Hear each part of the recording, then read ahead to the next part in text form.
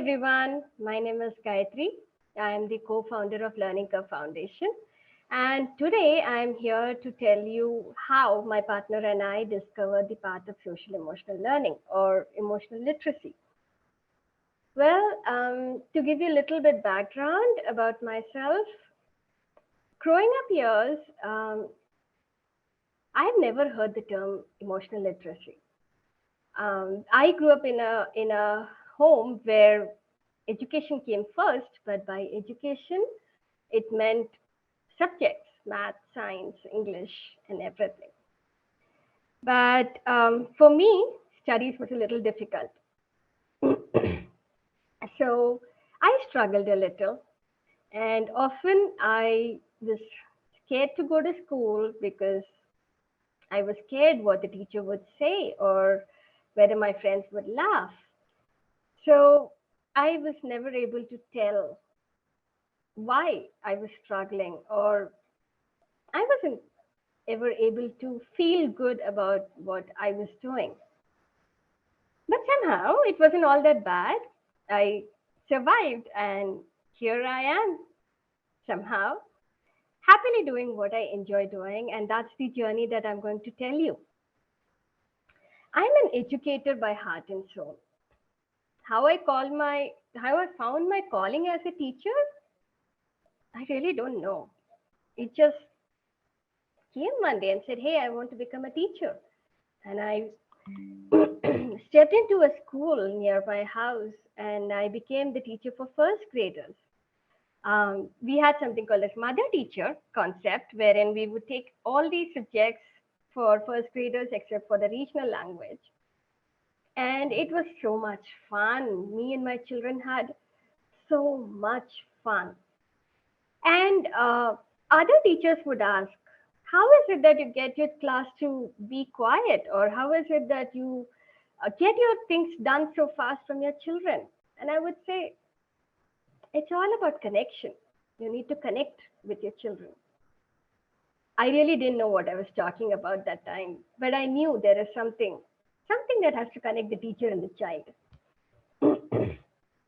Post that, I actually started my preschool. And, you know, when an academic year starts, we take the first 15 days, we call it the settling period, wherein the child, we don't teach anything. We just want the child to be comfortable, to be safe, and only after that we start teaching. We really didn't, I really didn't understand the importance of settling period when I was running the preschool. It came to me a little later, and I'll explain in a bit. But how did we find our path to social emotional learning? Here it starts. Somewhere back in 2014, 2015 is when I was running my preschool. My husband, my partner, was with the corporate world. We had a lot of time in our hands over the weekends. And we said, let's do something productive with our time. And we said, okay, we found a shelter home near our house. The shelter home sheltered children from marginalized background. Children from the age of 6 to 14, 15 were living there. So one day we just walked into the shelter home and we said, hey, we would like to support you. Tell us what we can do. And they said, can you help these children with their academics? And we said, great, we'll do it. So from then, every Sunday, we went there. From morning to afternoon, we stayed, sat down with these children, and my husband would take the studies for the elder children. I would sit with the younger children, and we would teach them. And this went on for about 6 months, roughly. And we were thinking that, are we really making a change? Are we really making an impact? Are we being helpful to these children? Because their grades did not show any change. But we were also hearing a lot of complaints from the caretakers. There were instances of bullying, stealing, aggression. 6 months of putting in the effort and nothing worked. So we said, okay, next time we visit, let's do something different. And we said, this time, instead of us adults taking the lead, we said, we'll let the children lead. We'll let them talk. We'll just listen. We said, let's try and understand what's going on with these children. That day, that moment, that interaction changed everything for us. These children had so much to tell. They had so much trauma they had experienced at such a young age. We were shocked to hear their stories. The anxiety of being left alone in a new environment, even though the new environment is safe, it was huge. They expressed every single emotion they had bottled up inside them all through this fight. It was like oh my god moment for us. But after that interaction, something changed between us and them. We noticed that after that interaction, children actually looked forward to seeing us. They were happy to see us. And we realized that was because somewhere with them, with us, they felt connected, they felt safe, they felt validated, their feelings were validated, their thoughts were validated. And just based on that connection, we saw them trying harder. They were trying harder to be a better person. They wanted to behave better. They wanted to put in more effort into their studies. They were really trying to do something more for us. And we wondered, what changed? What what was it that didn't work in the last 6 months that suddenly in one conversation it changed? And we learned a few things. Our learnings was that children, just like us adults, carry a lot of emotions. They do experience grief, anxiety, anger, frustration, depression. They don't know how to express it. Children need a safe, non-judgmental space to be themselves, to be able to voice themselves. They need to feel emotionally and socially calm before they even focus on anything else like academics. We learned that children will always do better for you if they know that you genuinely care for them. Finally, the biggest learning for us was that the holistic development of a child means the physical well being of a child, social emotional well being, and then the intellectual well being, development of a child. All these four areas need to be addressed equally for children to thrive in our world. Looking at these lessons, we started to research more.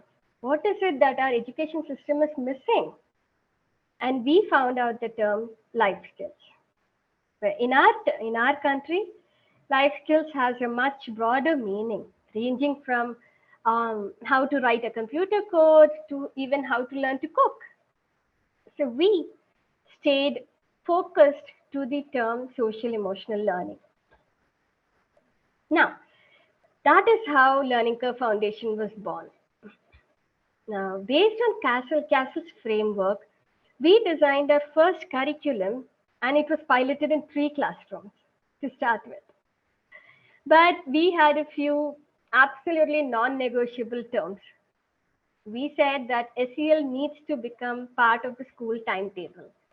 It cannot be an after-school activity because SEL needs as much focus as academics. Second, teachers need to be the people who bring SEL into the classrooms, and this cannot be done by some volunteers. Why?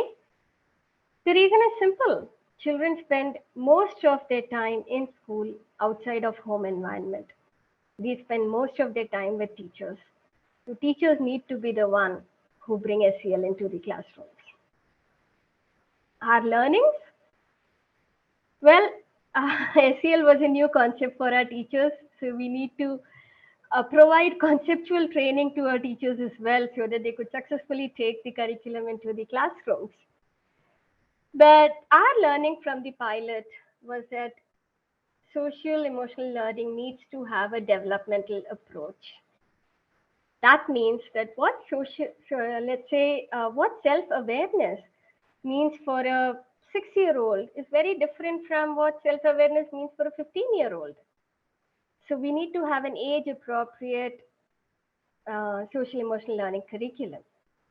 We needed and absolutely needed to focus on teachers' social emotional well-being.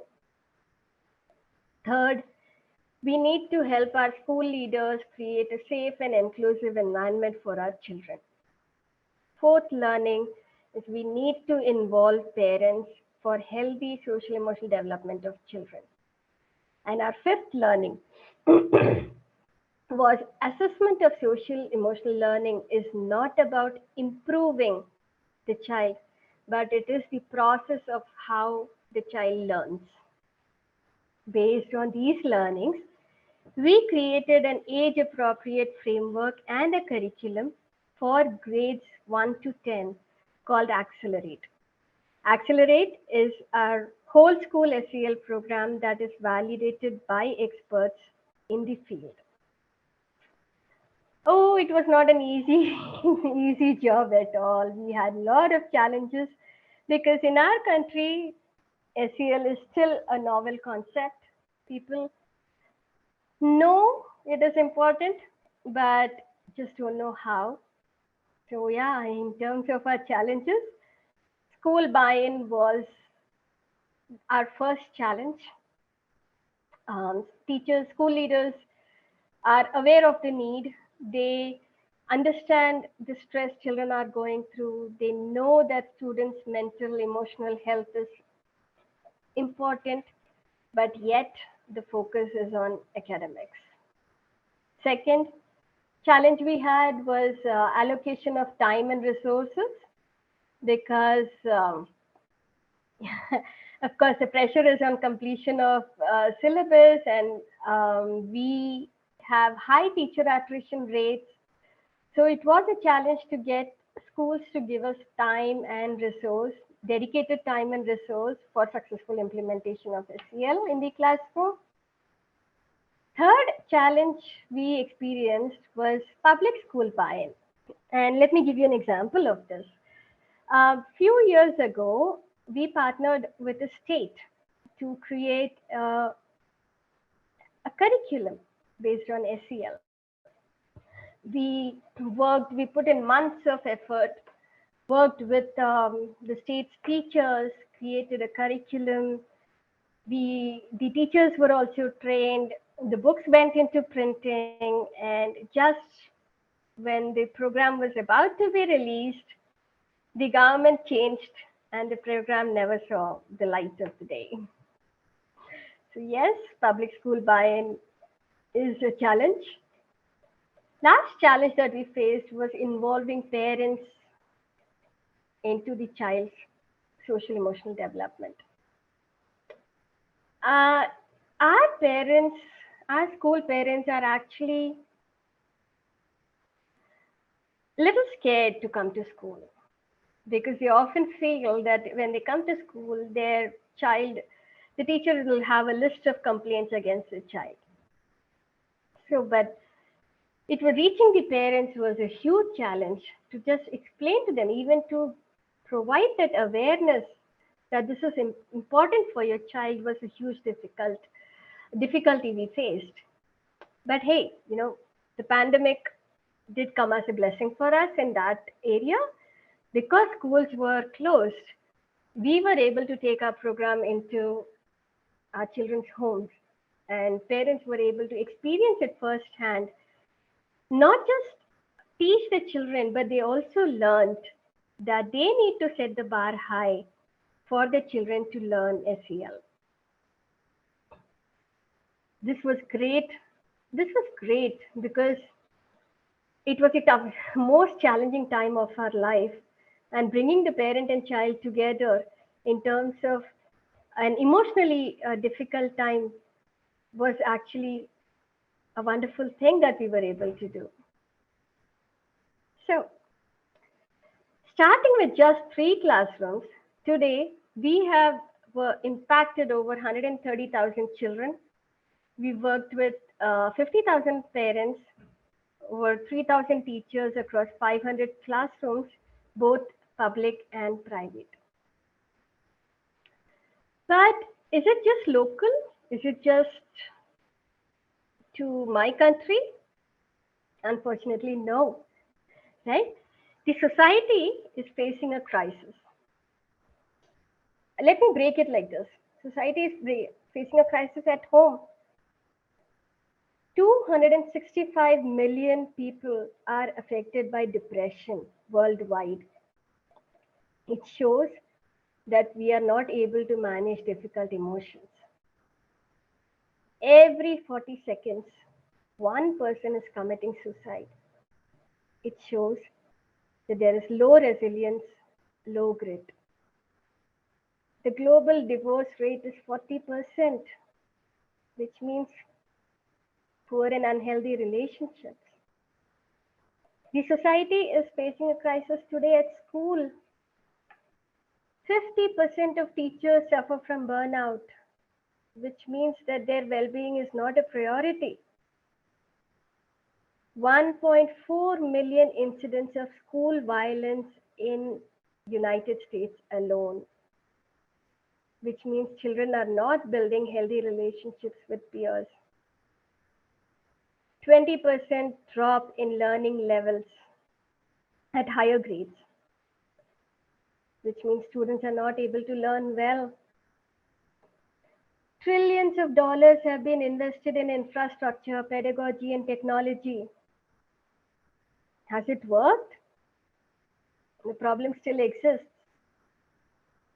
Unfortunately, the reason is that we don't see social emotional learning or emotional literacy as a foundation.